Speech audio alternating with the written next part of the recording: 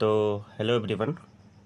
आज का जो सेशन है वो बायोलॉजी का जैव विकास सिद्धांत से है। जैव विकास सिद्धांत से ये सेशन होगा और आज का सेशन थोड़ा लंबा सेशन होगा, इसलिए आपसे कहना चाहता हूँ कि कुछ खाने के लिए और बॉटल में पानी भर कर ही रखिएगा। महत्वपूर्ण सेशन है। जैव विकास के सिद्धांत के अंतर्गत आज हम डार्विन और लैमार्कवाद तथा उत्परिवर्तनवाद के सिद्धांत को यहाँ पर आज जो है जानेंगे।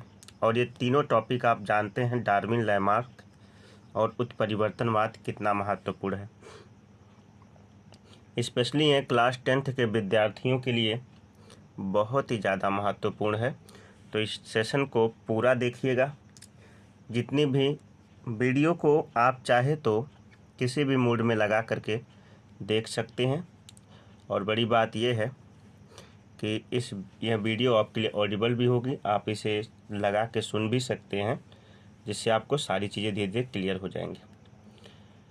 तो सबसे पहले जो यहाँ पे प्रोसेस होती है, हेडिंग पड़ती है जैव विकास के सिद्धांत। ये हमारी हेडिंग है। सबसे पहली यहाँ से शुरू करते हैं। जैव विकास के सिद्धांत।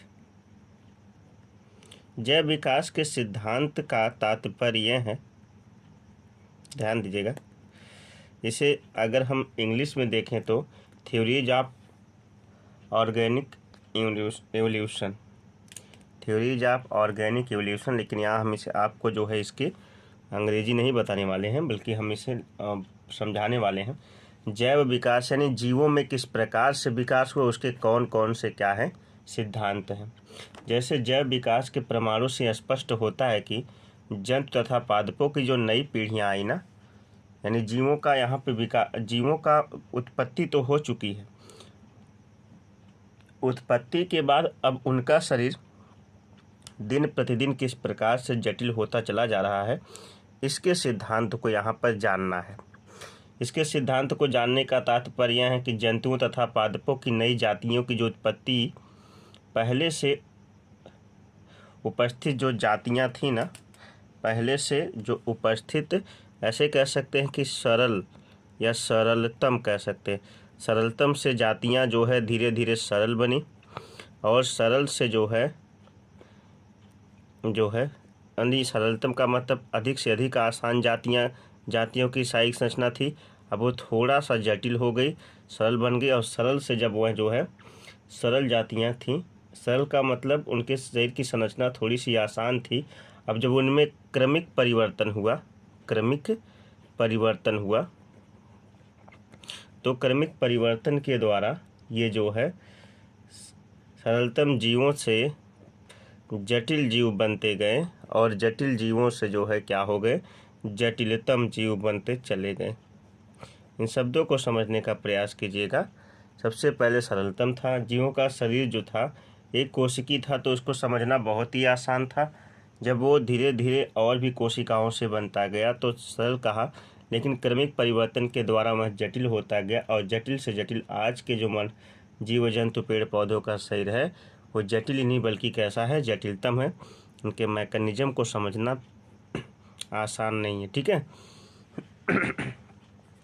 तो जैव विकास के सिद्धांत, तो यह निश्चित नहीं किया जा सकता किस प्रकार से जीव का शरीर जो है किस प्रकार से धीरे धीरे जटिलतम रूप में बदलता चला गया।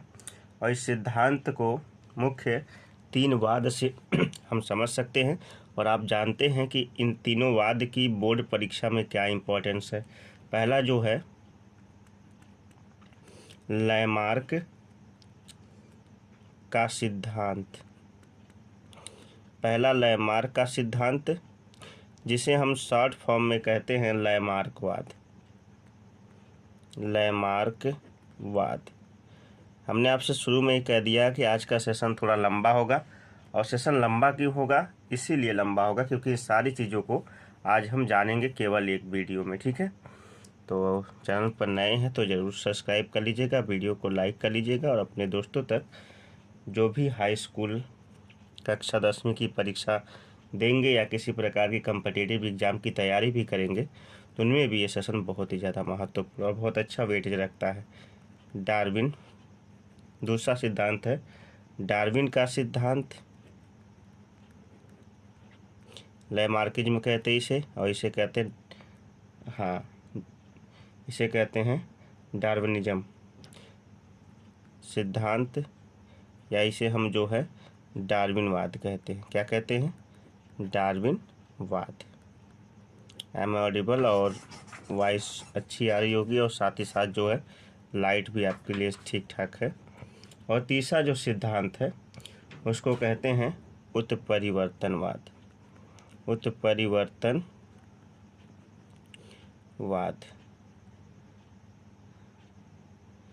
वाद कर लीजिए पहले से,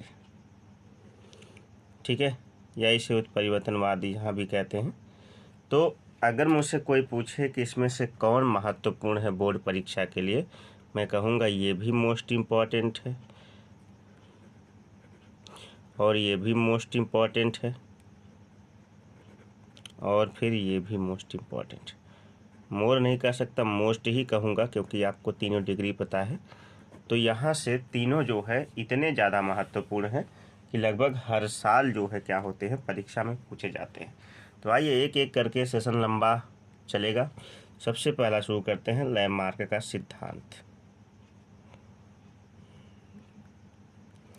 लैमार्क का सिद्धांत,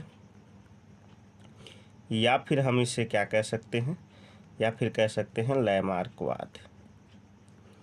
लैमार्कवाद, थोड़ी सी बातें लैमार्क के बारे में जानेंगे, उसके बाद चलते हैं इनके उन तीनों सिद्धांत पर जो इन्होंने दिए थे। चलिए, पहली बात तो ये है कि ये लैमार्क जो थे कहाँ के रहने वाले वैज्ञानिक थे?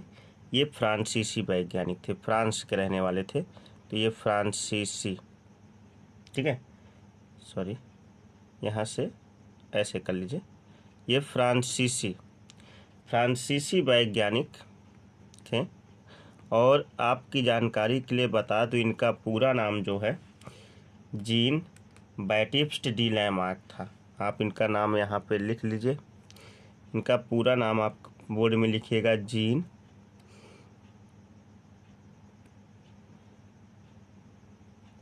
बैटिस्ट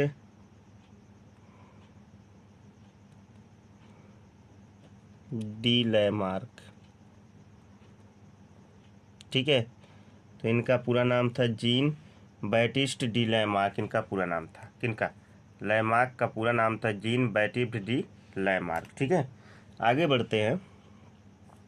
अब ये जो महत्वपूर्ण बात यहाँ याद करने की है, इनकी प्रसिद्ध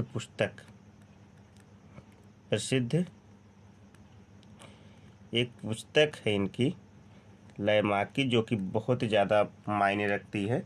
उस पुस्तक का नाम है, ध्यान से याद कर लीजिएगा, क्योंकि दोनों लोगों की पुस्तक है, एक डार्विन की भी है, एक लैमार्क की भी है, इसलिए दोनों की पुस्तकों का नाम रखना आपको बहुत ही ज़्यादा महत्वपूर्ण। दोनों की बुक्स अपनी अपनी, इनकी पुस्तक का नाम है फिलोसफिक जूलॉजिक, ना, क्या नाम है? फिलोसफिक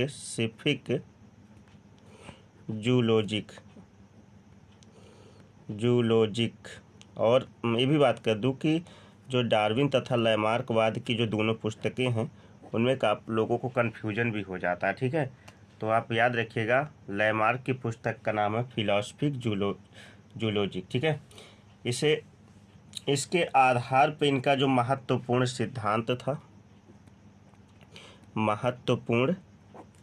सिद्धांत ये था, इनका क्या सिद्धांत था? इनका महत्वपूर्ण सिद्धांत, ये इनकी बुक का नाम है, और महत्वपूर्ण सिद्धांत था, ध्यान दीजिएगा,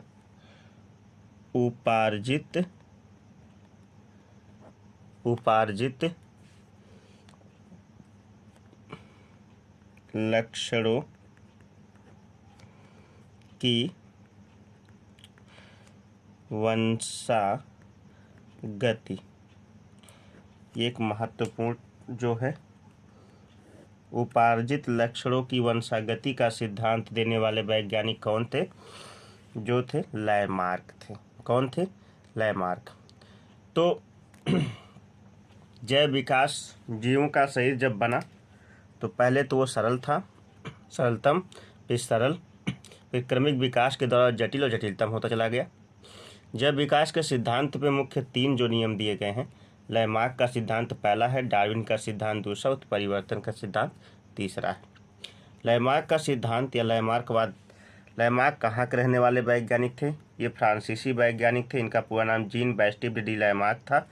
इनकी प्रसिद्ध पुस्तक का नाम है फिलोसफिक जूलॉजिक, और इनका महत्वपूर्ण सिद्धांत जो कहा जाता है उपार्जित लक्षणों की वंशागति का सिद्धांत। ठीक है, अब ये उपार्जित लक्षणों की वंशागति के सिद्धांत में इन्होंने जो है मुख्य बिंदु जो है स्पष्ट किए हैं। तो उपार्जित लक्षणों की वंशागति के सिद्धांत के मुख्य बिंदु कौन कौन से हैं? तो पहला जो बिंदु है नंबर 1,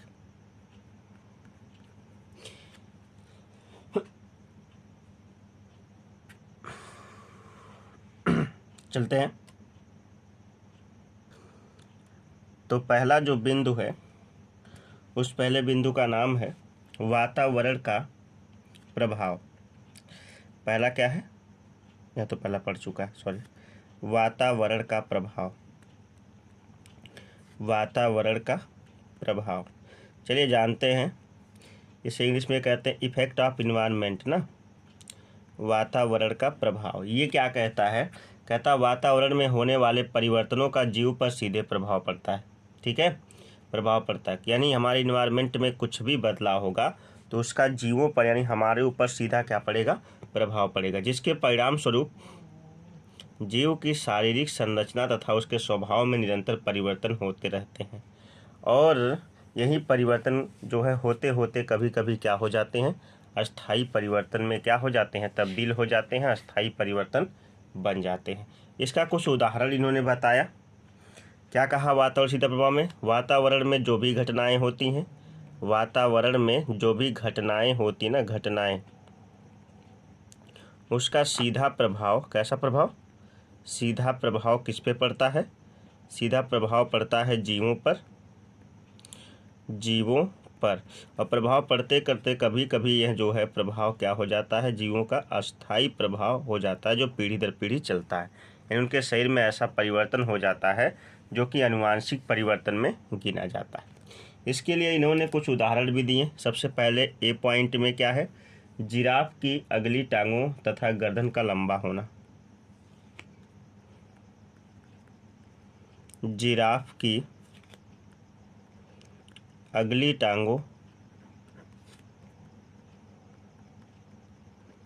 तथा गर्दन का लंबा होना।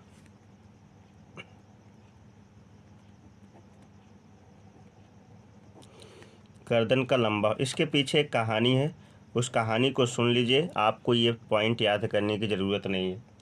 कहा जाता है कि लंबी गर्दन वाला आधुनिक जिराफ, इस समय जो जिराफ आप कभी देखे होंगे या नहीं देखे होंगे तो आप जो है इसे टीवी में इंटरनेट के ज़रिए ज़रूर देख लेंगे। करा कि लंबी जिराफ की गर्दन जो है दुनिया के सभी जीवों से सबसे लंबी गर्दन मानी जाती है। और जिराफ की जो है लंबी गर्दन, आधुनिक जिराफ अफ्रीका के रेगिस्तान में ऊंचे ऊंचे वृक्षों की पत्तियां खाकर निर्वाह करता है। यानी अफ्रीका के रेगिस्तान में, क्योंकि अफ्रीकी वैज्ञानिक थे तो अफ्रीका के जिराफ का एग्जाम्पल इन्हें अच्छा लगा। तो जो जिराफ है, जिराफ की जो गर्दन होती है काफ़ी लंबी होती है। इस कारण से वह पेड़ों की पत्तियों को खाकर क्या करता है? निर्वाह करता है। और इनके पूर्वज जो थे, जो इनके पूर्वज थे वो छोटी गर्दन वाले थे, छोटी गर्दन वाले थे। घास और साकीय यानी नीचे जो जमी हुई घास थी, इस प्रकार से अन्य पशु घास खाते हैं, उसी प्रकार से घास को खा करके क्या थे? इनके जो पूर्वज से जीवित थे, जीवन अपना बिता रहे थे। लेकिन दिन बीतने, समय बीतने के साथ साथ भूमि बंजर होती चली गई तथा जिराफ को नीचे की जितनी भी घासें, झाड़ियाँ, शाख थी, सब सूखती हुई चली गई। ठीक है, और जिसके कारण इन्होंने जो है नीचे, चूँकि घास, झाड़ियाँ इसलिए भी सूख गईं क्योंकि उनकी जो जड़ें थी काफ़ी अधिक गहराई तक नहीं थी, लेकिन जो बड़े वृक्ष थे, पेड़ थे, उनकी जो जड़ें थी काफ़ी गहराई तक जा चुकी थी।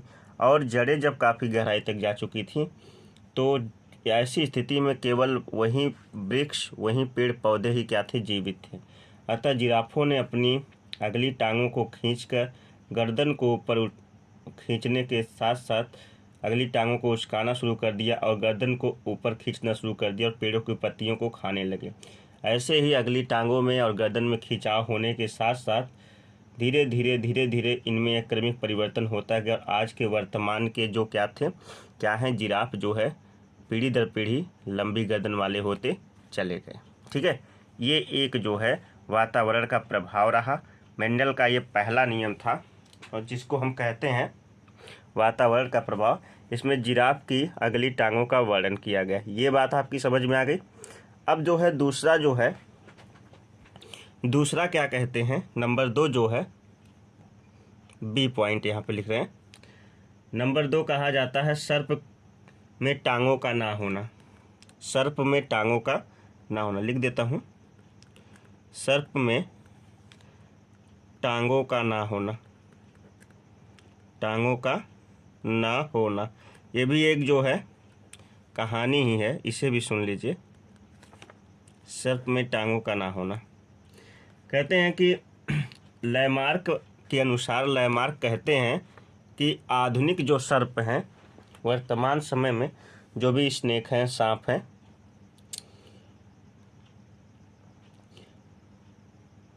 आज के सांपों के पास टांगे नहीं हैं। कारण कहते हैं कि सर्पों के पूर्वजों के पास टांगे हुआ करती थी, जिसके कारण घास फूस, झाड़ियों, दौड़ने, बिलों में घुसने में ये टांगे बहुत रुकावट क्या करती थी, पैदा करती थी।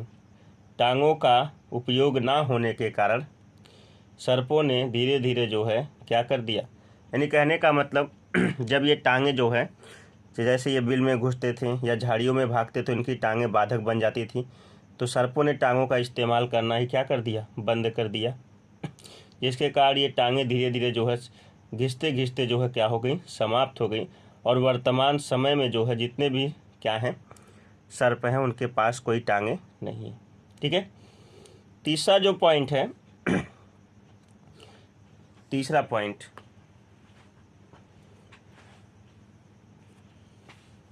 इसको भी लिख लेते हैं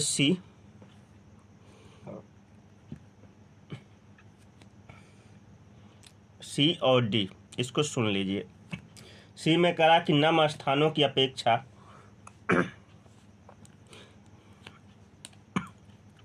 नम स्थानों की अपेक्षा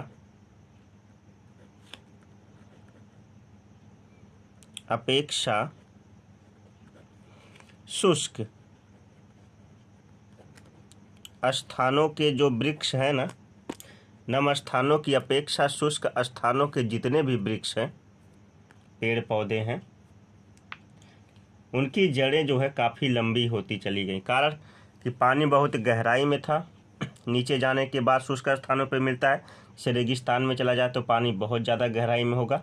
ठीक है, तो यहाँ वहाँ की जो पेड़ होते हैं उनकी जड़ें काफ़ी जो है क्या होती हैं, लंबी होती है। इस कारण से पानी को पाने के चक्कर में तो धीरे धीरे ऐसी स्थिति में क्या हुई, पेड़ों की जो जड़ें हो गई, ऐसे इनके आनुवांशिक लक्षण बन गए और जड़ें काफ़ी लंबी होती चली गई। शुष्क स्थानों के जो पेड़ पौधे हैं उनके वातावरण के प्रभाव के कारण जो है जड़ें लंबी होती चली गई। वर्तमान समय में वैसा कोई भी शुष्क स्थान का पेड़ देखेंगे उसकी जड़ें कैसी होती हैं, लंबी होती हैं।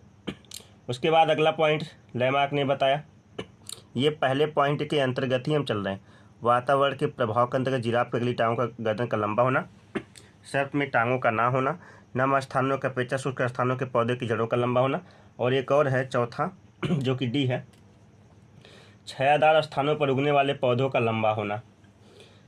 क्योंकि छायादार स्थानों पर जो पौधे उगते हैं सूर्य की प्राप्ति के लिए जो है, सूर्य के प्रकाश की प्राप्ति के लिए वो अधिकतम ऊपर उठना चाहते हैं और धीरे धीरे उनको क्या होती है, उनकी लंबाई बढ़ती चली जाती है और जो कि एक जो है क्या हो जाती है, इनकी पीढ़ी दर पीढ़ी या आनुवांशिक लक्षण बन जाता है। तो उम्मीद करता हूँ कि ये जो है पहला वाला जो पॉइंट था वातावरण का प्रभाव, इसके अंतर्गत जो 4 पॉइंट थे, जिराफ की अगली टांगों तथा गर्दन का लंबा होना, सर्प में टांगों का ना होना, नम स्थानों की अपेक्षा शुष्क स्थानों वाले पादप की जड़ों का लंबा होना, और ये जो है अगला जो है छायादार स्थानों पर उगने वाले पादपों पौधों का लंबा होना तथा उनकी पत्तियों का आकार बड़ा होना। ये सारे पॉइंट आपको समझ में आए होंगे। आइए अब इनके दूसरे नियम पर चलते हैं। सेकंड नियम क्या कहता है?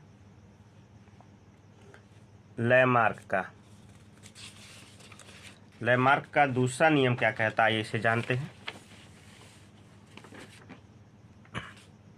कुछ फॉर्मेलिटीज हैं जिसे हमें भरना पड़ेगा। सब्जेक्ट है बायोलॉजी, टॉपिक जैव विकास के सिद्धांत,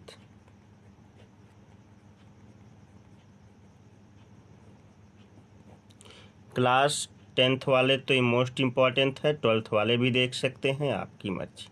आइए दूसरे नियम की तरफ चलते हैं। यहाँ पे दूसरा नियम जो कहता है कि अंगों का उपयोग तथा अनुप्रयोग, बहुत ही फेमस नियम है ये, इसको आप समाज में भी सुनते होंगे।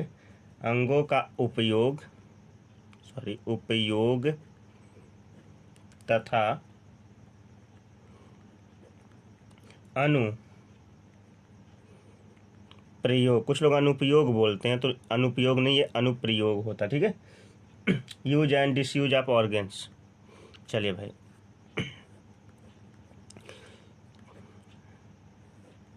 तो अंगों का प्रयोग तथा अनुप्रयोग क्या है?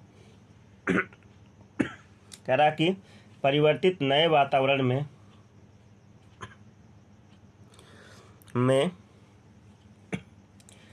जीवों की नई आवश्यकताएं उत्पन्न हो जाती हैं, जिन्हें पूरा करने के लिए कुछ जीव अंगों का अधिक उपयोग करते हैं, जिससे वे अंग अधिक विकसित एवं मजबूत हो जाते हैं। उनका ह्रास और जिन अंगों का हम कम उपयोग करते हैं वे कभी कभी अंग लुप्त हो जाते हैं, या फिर हसित अंग जो है किस में बदल जाते हैं? अवशेषी अंगों में बदल जाते हैं। जैसे प्राचीन काल में हमने अपने बाह्य कर्ण की पेशियों का इस्तेमाल कम किया।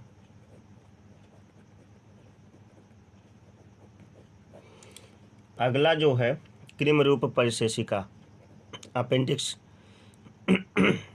अपेंडिक्स कहते हैं, कृमि रूप परिशेषिका।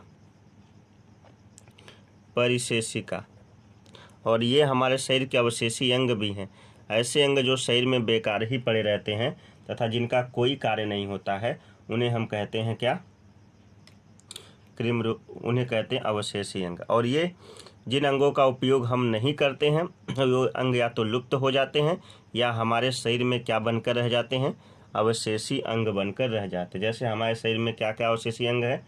सबसे पहले तो बाह्य कर्ण की पेशियां हैं, कृमिरूप परिशेषिका है, निमेषक पटल है, और पुच्छ कशेरुका, पूंछ की हड्डी कशेरुका है, और बहुत सारे हैं, 100 के आसपास जो है अवशेषी अंग है। हाँ, तो ये सभी हमारे शरीर के अंदर क्या है? अवशेषी अंग। और फिर उसके बाद तीसरा पॉइंट जो कहता है, तीसरा पॉइंट कहता है उपार्जित लक्षणों की वंशागति। ये लास्ट नियम है मेंडल का, उपार्जित लक्षणों की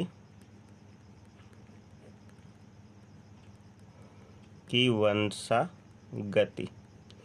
चलिए भाई, इसको इंग्लिश में कहते हैं इनहेरिटेंस ऑफ एक्वायर्ड कैरेक्टर्स ना। जिसकी ज़रूरत होती है वैसा ही जो है क्या होता है? बदलाव होता है शरीर में।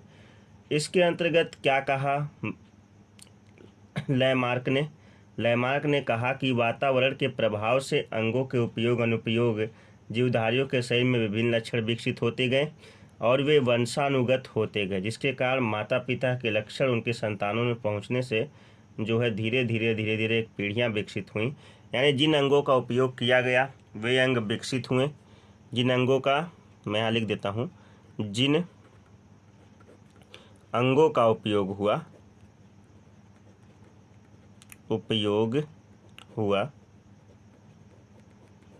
वे क्या हुए?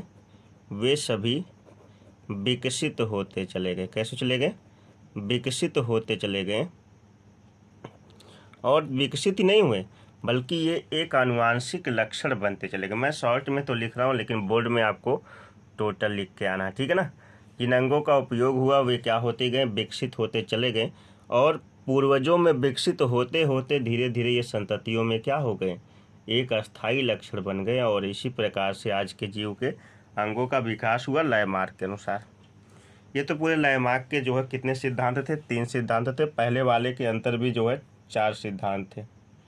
जिराफ की अगली टांगों तथा गर्दन का लंबा होना, सर्प की टांगों का ना होना, नम स्थानों की अपेक्षा शुष्क स्थानों के पौधों की जड़ों का लंबा होना और छायादार वृक्षों की लंबाई अधिक होना।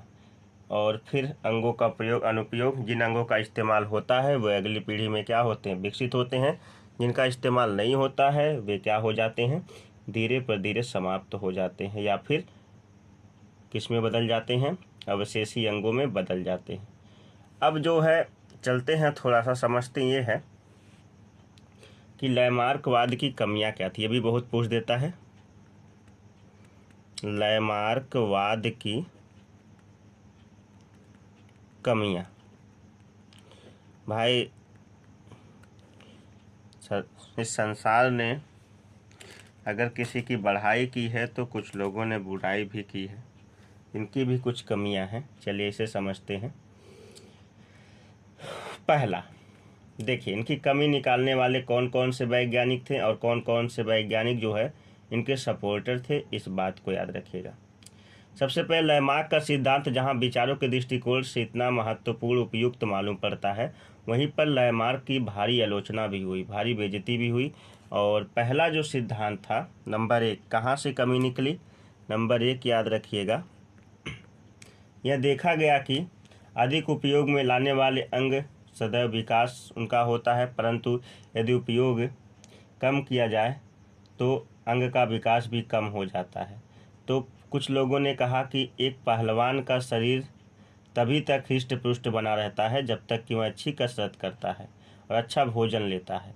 यदि वह अच्छी कसरत और अच्छा भोजन लेना छोड़ दे, कुछ समय बाद उसका शरीर क्या हो जाएगा, अपनी पुरानी स्थिति में पहुंच जाएगा। कहने का तात्पर्य यह है कि पहलवान का बेटा पहलवान नहीं हो सकता, डॉक्टर का बेटा डॉक्टर नहीं हो सकता, ऐसा कुछ नहीं है।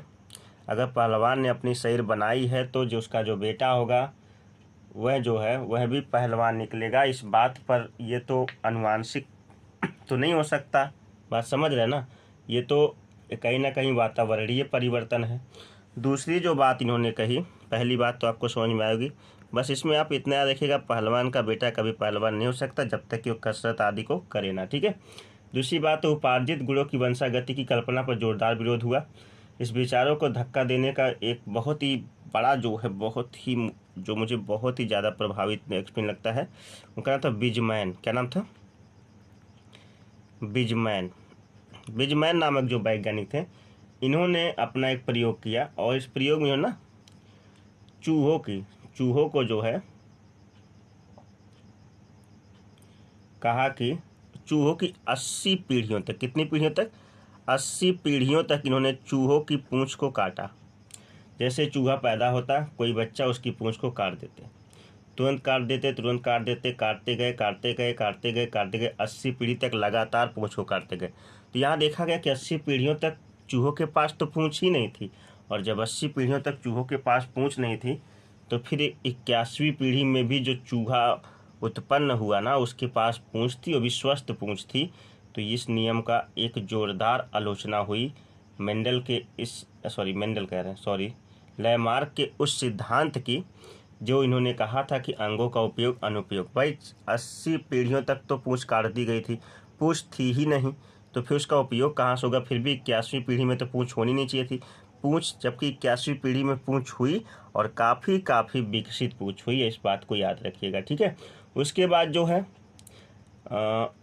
और जो है यहाँ पर, इसके अतिरिक्त हम सभी जानते हैं कि डॉक्टर का पुत्र पैदा होते ही डॉक्टर नहीं होता है और ना ही पहलवान का पुत्र जन्म लेते ही शक्तिशाली होता है। अच्छा, एक बात और इन्होंने कहा कि हिंदुओं में जो लड़कियां होती ना, उनके नाक कान छेदने की प्रथा होती है और ये पता नहीं कितनी सदियों से चली आ रही हैं। सदियों से जो है स्त्रियों की नाक कान छेदने की प्रथा है, लेकिन छिदे कान वाले शिशु जन्म नहीं लेते। इसी प्रकार से अनेक उदाहरण सिद्ध किए गए हैं। अगला जो पॉइंट है, तीसरा जो इनकी आलोचना हुई थी, तीसरे पॉइंट में कहा गया कि लयमार्क का यह विचार कि जैव विकास क्रम शरीर का आकार बढ़ता है सही नहीं है। आकार के एक और विकास, यानी जिन अंगों का इस्तेमाल होता है, जैसे जिराफ ने अपनी गर्दन और टांगों को खींचकर जो है पत्तियों का पाने का प्रयास किया था, जिसलिए उनका आकार बढ़ता चला गया। तो यह इन्होंने कहा कि यह जो है शरीर का आकार बढ़ना, यह क्रम सही नहीं है। जहाँ एक और विकास क्रम में क्रम में कुछ जंतुओं और पौधों में आकार बढ़ने की, वहीं अनेक जातियों में शरीर का आकार घटा भी है। उदाहरण के लिए परजीवी जंतु जो होते हैं, यानी जो दूसरे पर निर्भर रहते हैं, स्वपोषित जंतुओं के विकसित आकार में छोटे होते चले गए हैं। यानी जो परजीवी हैं वो छोटे होते चले गए हैं, जबकि जो स्वपोषी हैं वो बढ़ते चले गए। तो यहाँ पर लैमार्क की काफ़ी आलोचना हुई, और लैमार्क जो है, लेकिन कोई दिक्कत नहीं है, जैव विकास के सिद्धांत में इनका योगदान भी बहुत महत्वपूर्ण है। डार्विन और लैमार्क को पढ़े बगैर आप आगे नहीं बढ़ सकते, ठीक है। अब इनकी आलोचना के बाद इनका एक और जो है नियम आया, नव लैमार्कवाद। ये आपके लिए महत्वपूर्ण है, ये भी नव लैमार्कवाद, और इसे हम नव लैमार्किज्म कहते हैं। नव लैमार्किज्म, न्यू लैमार्किज्म। यद्यपि लैमार्क की तीखी आलोचना की गई, परंतु कुछ वैज्ञानिक लैमार्क के सिद्धांत का समर्थन भी करते थे, जिसके अनुसार उन्होंने अपने अपने प्रयोगों के आधार पर लैमार्क के जो सिद्धांत है ना, उसको क्या दिया, एक नया जो है परिवर्तन। लेकिन इन्होंने कहा कि लैमार्क जो है, लैमार्क का दिया हुआ सिद्धांत तो मान लीजिए कि बहुत हद तक गलत भी नहीं है, लेकिन ये सारे परिवर्तन जो हुए, ये सभी जो है इनके ये जितने भी परिवर्तन जीवों में होते हैं, सब आनुवांशिक परिवर्तन होते हैं। आनुवांशिक परिवर्तन का मतलब होता है कहीं ना कहीं उनके पूर्वजों में कुछ इस प्रकार की जो है क्रम होंगे, जिसके कारण जो है क्या हुआ होगा, उनके शरीर में परिवर्तन हुआ होगा, जिसे आधुनिक वैज्ञानिकों ने सिद्ध किया कि शरीर में होने वाले जितने भी प्रकार के परिवर्तन हैं, सब आनुवांशिक, जीनी और डीएनए क्रम में होने वाले परिवर्तन के कारण उत्पन्न होते हैं। लैमार्कवाद का नया स्वरूप देने वाले वैज्ञानिकों में सुमनर थे, कैमरर थे, मैकडूगल थे। ये नाम याद रखना है। सुमनर कौन थे? सुमनर थे, कैमरर थे, मैकडूगल थे, और कौन था? तो कुछ नहीं। सुमनर ने क्या किया था, ने देखा कि जब सफ़ेद चूहों को जो है अधिक तापमान में रखा जाता है, तो उनका जो शरीर है सही तथा पिछली टांग और कान और पूंछ जो है लंबे हो जाते हैं। यदि उन्हें ठंडे स्थानों पर रखा जाता है तो फिर उनके अंगों में कोई भी परिवर्तन नहीं होता है, ठीक है। इसी प्रकार में मैकडूगल ने सफ़ेद चूहों को एक निश्चित मार्ग से तालाब तक ले जाने का रास्ता दिखाया।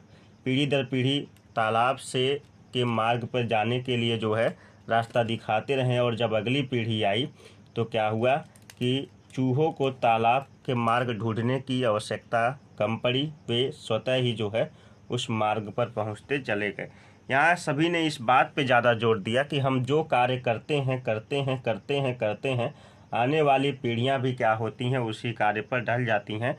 और मैंने कहा ना, यह एक जो है सामाजिक, या फिर आप कह सकते हैं कि वातावरणीय परिवर्तन है, ना कि यह एक आनुवांशिक परिवर्तन है। इसलिए लैमार्कवाद की कमियां यहाँ पर थीं।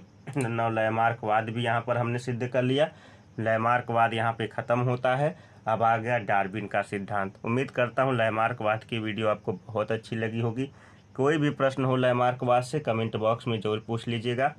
मिलते हैं एक नए टॉपिक के साथ। इसका नेक्स्ट वीडियो डार्विनवाद या डार्विन के सिद्धांत के साथ। उसके बाद तीसरी जो वीडियो होगी वो होगी उत्परिवर्तन के सिद्धांत पर, और तीनों वीडियो बहुत ही ज़्यादा महत्वपूर्ण है। तो चलते हैं नेक्स्ट वीडियो के साथ, जल्द ही आपसे मिलेंगे। तब तक के लिए नमस्कार, बाय बाय, जय हिंद। चैनल को सब्सक्राइब कर लीजिएगा, करना मत भूलिएगा।